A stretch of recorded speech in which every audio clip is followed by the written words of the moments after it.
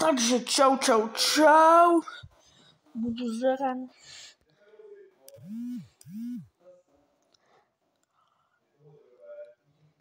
Takže čau, já tě zdravím u dalšího komplexního reakčního videa. Dneska se podívám Filipem Grznárem a Petrem Vanišem. V té době Grznára nikdo neznal, ale na poměry...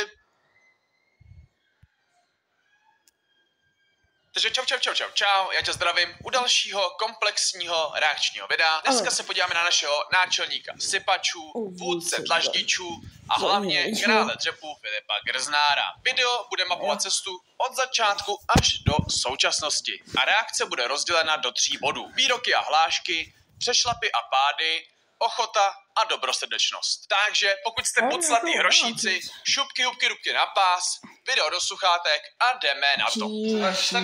Jdu na pás, jdu běhat. Jsem si dneska už byl, ale půjdu znova. Grznár zbuzoval emoce ještě předtím, než začal vůbec natáčet na YouTube. V roce 2013 na kulturistickém webu Roný.cz vzniklo krátké tréninkové video s Filipem Grznárem a Petrem Vanišem. Krásně nesmím komentářů, já jsem to viděl. Roný.cz bylo neuvěřitelných 8 komentářů, který poukazovali na Filipův osobitý způsob vyjadřování a humor, který z Grznára udělal fenomén. Přišel rok 2014, kdy Filip začal točit krátké videa, které razily heslo odtrhat a napumpovat. Heslo, které Filip vzal až příliš doslova, utrhl si oba dva kvadricepsy a pak pumpoval tlačítko polohovací postele. Z Chotinského Krankenhausu, vole. Takže se to v Plzně. Chotin. Ke zranění se vrátíme ještě později. Tato videa slavily střídavý úspěch i neúspěch. Nebylo v nich dostatek obsahu, ukázky tréninku byly krátké, přesto už nějaké jméno Filipovi utvořili. Poté začal dělat delší videa, kde měl víc prostoru se vyjádřit a doopravdy proslavit. A hlavní věc, která dělá Filipa Filipem, jsou jeho výroky. My se podíváme na pár nejkontroverznějších a pro jeho kariéru stěžejních, protože Filip je typ člověka, který ve vás vyvolává emoce. Jedni ho milují a druzí ho nesnáší. Nic mezi tím. Takový Andrej Babiš české fitness scény, kdy má si 40% voličů, kteří ho vnímají za boha a dalších 60%, kteří by ho nakopali do zádele. Napište do komentářů, kam se řadíte vy.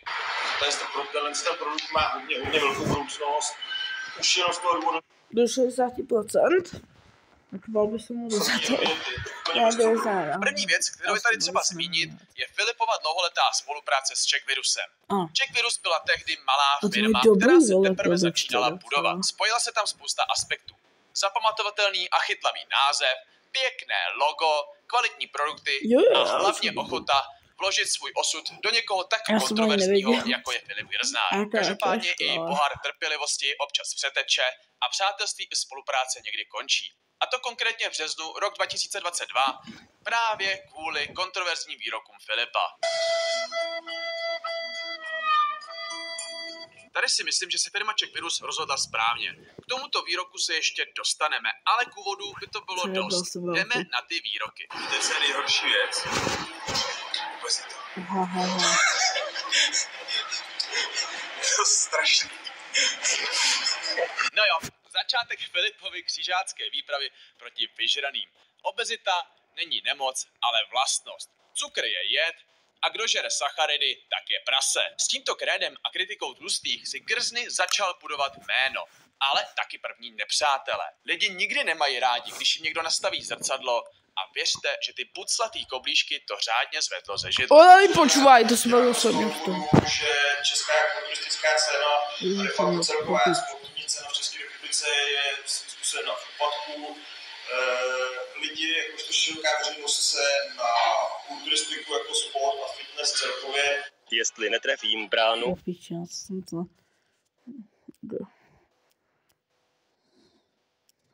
Já se těším, až mi prostě dopadá to jednou kanál, ty vážně. Ukázka z prsty, budeme se snažit to uživit, přiblížit normálním lidem. Filipovi se povedlo změnit vnímání kulturistiky jako takové. V neposlední řadě prošlápl cestu veškerým těm krasickým angelům a spoustě dalších menších tvůrců, kteří mají kariéru vybudovanou na fitness, ale k tomu se ještě dostaneme. Jednou rukou v nose, vole, Další kontroverzní tvrzení byly Filipovy silové výkony. které se probíraly celou jeho kulturistickou kariéru. Bohužel pro nejlepšího dřepaře na světě jediné oficiální výkony, které jsou dohledatelné, jsou ze závodu z roku 2012, kdy Filip v Ravce zatáhnul, dřepnul a benchnul 640 kg a v roce 2014 výkony v dresu 780 total. Což jsou čísla, která se nikdy nepřibližovaly tomu, co Filip tvrdil, že zvedá. I za předpokladu, že by se mu závody náhodou nepovedly. Nikdo nespochybňuje, že Filip byl nadprůměrně silný oproti běžným i nenaturálním cvičencům. Ale bohužel z pohledu silového trojboje by jeho pokusy ve Finsku uznány nebyly. Ač tedy když dřepnul 2x320 s Pavlem za zády, tak Pavel byl v pozici, kdy mu nemohl jak pomoct a tady ten pokus se mi zdá velice legitimní. Pamatuju si, že tohle bylo tehdy velké téma a vedlo se o tom stovky diskuzí. Každopádně určitě bych vyzdvihnul. Teď stará klasika dřepy. Já osobně tvrdím, že dřep nejdůležitější cvik.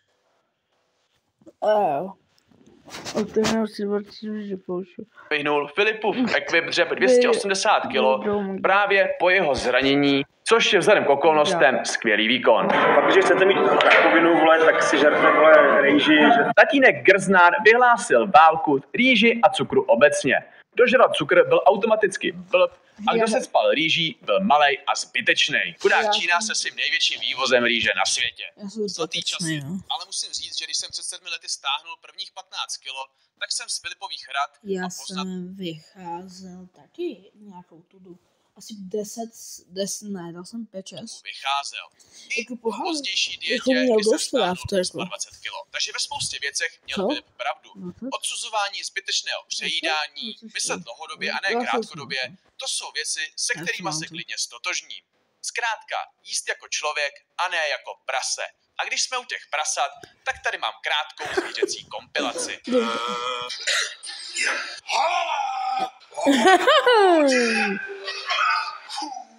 Filipku, ty vole!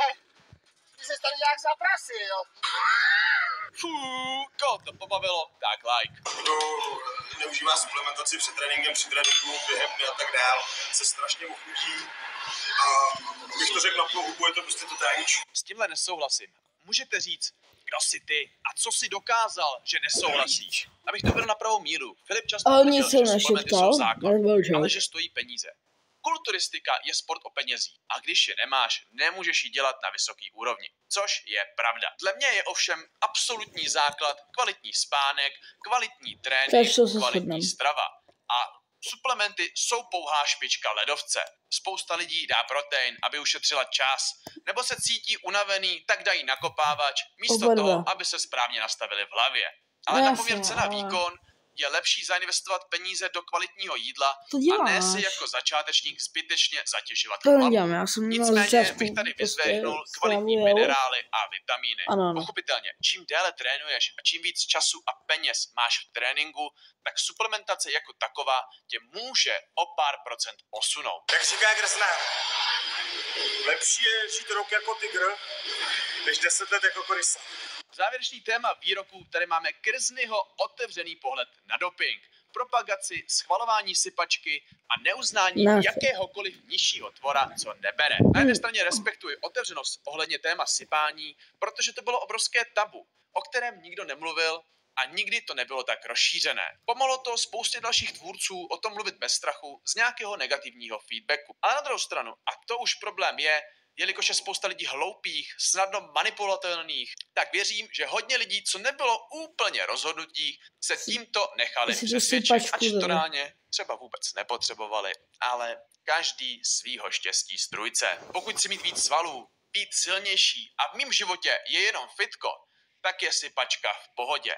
Ale pokud chci být zdravější, komplexnější sportovec, tak ruce od toho pryč. Tohle byl totiž Filipův hlavní problém, že si zkrátka neviděl do pusy a sem tam něco přepálil. A než se přesuneme k druhé části reakce, tak zde je ještě krátká kompilace Filipových hlášek. Martin je fajn kluk, ale je to homoklár. To nelze tolerovat. Tak když neumíš chodit, tak nechoď, kup si vozejk. Pochopitelně beru si sluchátka, abych tě neposlouchal ty hovna z rádia. Kouřím hodně, mluvám se na takové větě, protože jsem závislý na cigaretách. Jsem na člověk, ale ty dvě opakování mi chybí do toho boha. Zkuste to. takhle půl roku uvidíte, jestli kecám, tak přijďte za mnou, došmachejte mi trošku. Cukr, vole, jed, tomu nevěří. Stačí ptáka nevěří. Mimochodem teda na kraji nejlilek, vole, to je tuhle, kdybyste nevěděli. Když si konečně koupíš nový boty, co ti do toho pít. Neříkám nic, vyvolalo to ve mně nostalgii jako prase. Přejdeme na přešlapy a pády. Popravdě, dokud měl Filip problémy s rýží, tlustými lidmi, nesypači, fotbalisty, hlemíždi a vegany, tak to víceméně bylo všem jedno. Problém ale nastal, když to občas přerostlo a Filip začal do příliš osobní konfrontace a své cíle konkretizoval. Takže tady vidíte poradní ruky, slavnostní, že je to uzavřený, což jsem já osobně rád, protože pak už to fakt přerůstalo a já přesně to taky zamutával. A jinak ještě dodal, že to nebylo hrané. Kauzu Kriegel jsem osobně vynechal, protože mi nepřišel jako přešlap, spíš jako nedorozumění ze strany Freddyho. Ale první kauzička a přešlap byl rok 2015, kritizování Milana Šátka, které bylo zakončeno Filipovou omluvou a nějakým jakž takž vyšuměním. Ale to se Filip teprve rozjížděl. Jedeme dál.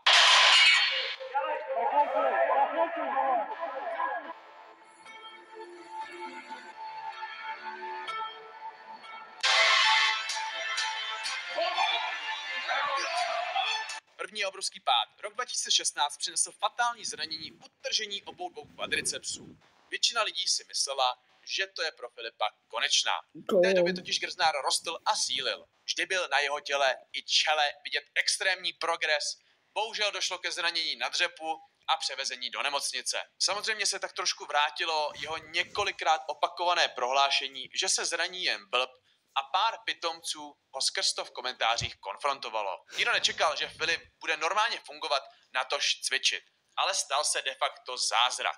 Mladý chemik Grznár v krátkém časovém úseku se úspěšně zrehabilitoval, přesto ale smutná pravda je, že to ukončilo Filipovu kulturistickou kariéru, protože ty stehna už nemohly vypadat tak jako dřív. Pošahanej, vole, vylízanej bejr, ty vole, plešatej, tupej, vole. Víte, proč má být vlasy? Protože tupej asi, vole. Víte, já vím, proč nemá vlasy. Víš proč? Krajinku, vole. Další obrovský přešlap byl v roce 2017 po mém zápasu s Bejrem, kdy Swaglift ještě nevydal video ze zápasu, ale Bejr už vypálil Struh versus Bejr nesestříhané záběry. Filip natočil reakci, kde byl ostřejší jak na Bejra, tak bohužel i na jeho ženu, a to dosti nevybíravým způsobem. Někdo by mohl argumentovat, že jsem se do jeho ženy také pouštěl. Ano, pustil jsem se v efektu kontra na to, kdy Bejr 2 dny před zápasem tvrdil, že o ničem neví, že nezná místo konání a čas. Mým cílem bylo ho vyprovokovat k činům, takže jsem se pustil jak do něj, tak jsem i zmínil, že by mohla zápasit jeho žena. Ovšem trošku jiným způsobem, jestli mi rozumíte. Z mé strany to byl rovněž přešlap, za který jsem se omluvil a který jsem později vyjasnil. Ale Filipův útok... Tenhle, že Filipův, to si pamatuju, to byl fakt takový otoženěný. Tady byl bez jakékoliv příčiny absolutně zbytečný a určitě tím i u hodně lidí klesl.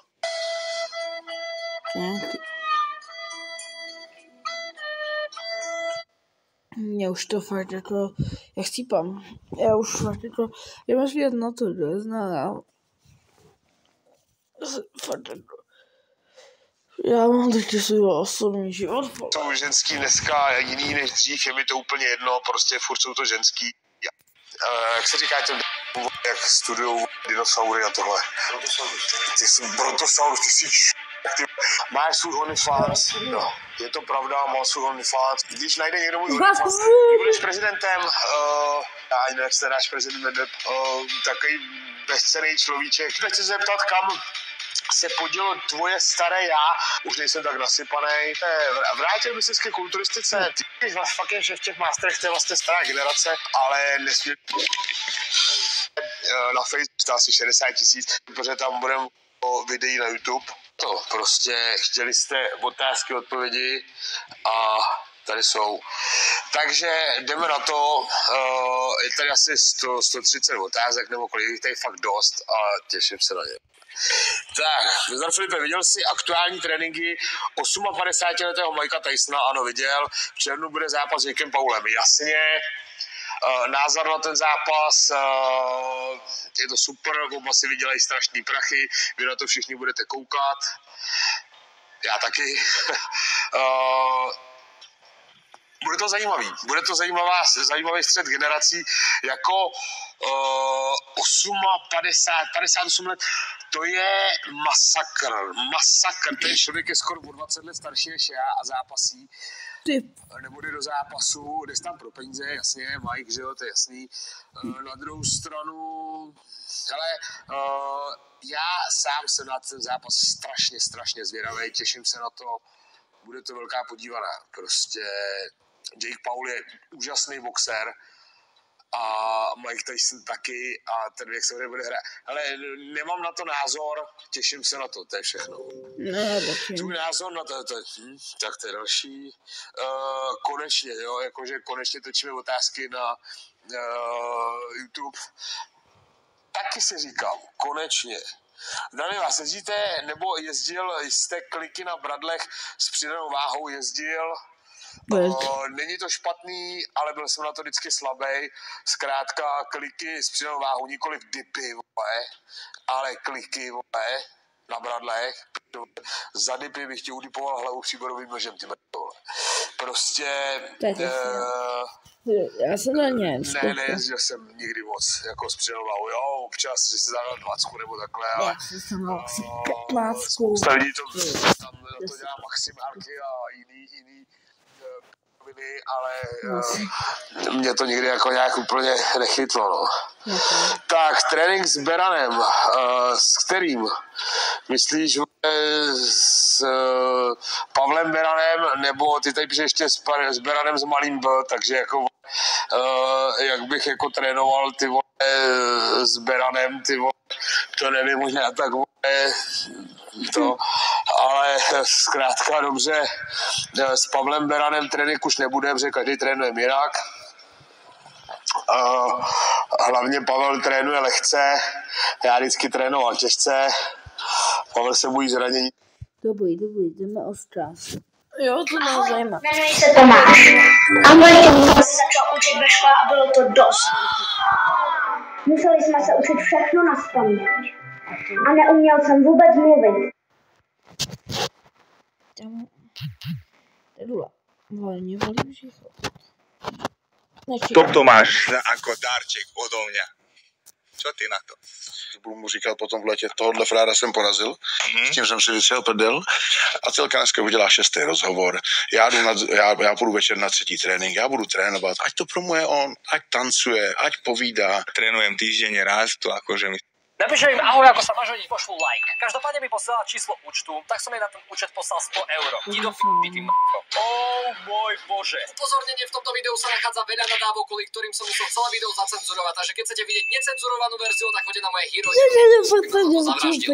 Ľudia, poznáte ten pocit, keď nájdete nejaké svoje staré fotky alebo videá a príde vám to extrémne trapné. Tak presne takýmto spôsobom dneska budeme troliť mojich starých fanúšikov. Pretože im budem odpovedať na správy, ktoré mi poslali pred 7 rokmi. Čaute, ja som a dneska sa ideme pozrieť na moju starú Facebookovú stránku. Ježi Kriste, kto v dnešnej dobe používa Facebook? Pretože som si všimol, že na mojej Facebookovej stránke som už niekoľko rokov nebol aktívny a môj inbox je preplnený správami od mojich fanúšikov. No tak mi napadlo, že som na tie správy v podstate nikdy ani neodpovedal. A preto som sa rozhodol, že sa preskrolujem úplne na spodok toho inboxu a som sa dostal do roku 2016 a 17. A v tejto tajomnej komnate Facebooku som našiel správy od mojich fanúšikov, ktorí vtedy mali 12-13 rokov a práve dneska im budem odpisovať, keď sú v podstate dospelí. Oh môj bože. Samozrejme na to, aby som tento troll pripravil, tak som musel veľmi veľa týmto fanúšikom podpovedať skôr, než natočím toto video, pretože tým, že už dneska skoro nikto Facebook nepoužíva, tak jednak mi polovica ľudí absolútne neodpísalo a tej ďalšej polovici trvalo asi 2 alebo 3 dní, kým mi vôbec odpíšu. A v dnešnom videu vám idem ukázať, že aké boli reakcie. Typek, ktorý sa volá Tomáš, mi v roku 2016 napísal: zdravím, mám zájem o spolupráci a srdiečko. A ja som mu po 7 rokoch napísal: čus, o akú spoluprácu máš záujem? Kámo, ten typek je na profilu úplne namakaný, čo keď to je nejaký novodobý, ja neviem, majiteľ Jim Beamu alebo niečo. Hej kámo, však super spolupráca. No a on mi dal zobrazeno. A keď som mu napísal halo, tak som zistil, že si ma blokol. Nedávno som napísal ďalšej fanúšičke, ktorá sa volá Naty, ktorá mi v roku 2018 napísala: OMG Moon, nevadí, že som Češka? A ja som jej teraz po 5 rokoch odpísal: áno, musí to mať. Ja neviem, čo to majú tí fanúšikovia v hlave proste, že len kvôli tomu, že som Slovák a oni sú Česi, tak sa musia ospravedlňovať za to, že sú Česi. Kámo, jasně ty vole, no, já už mě bolí, že chvají, tady vezli jsme Nevím, jak to dopadlo, asi vole, nevím, co budu dělat, ty vole. Jestli to mám více než 20 minut, tak už jsem vyplay, ty vole. 20, tak se mějte fanfáre, vedu to uploadovat.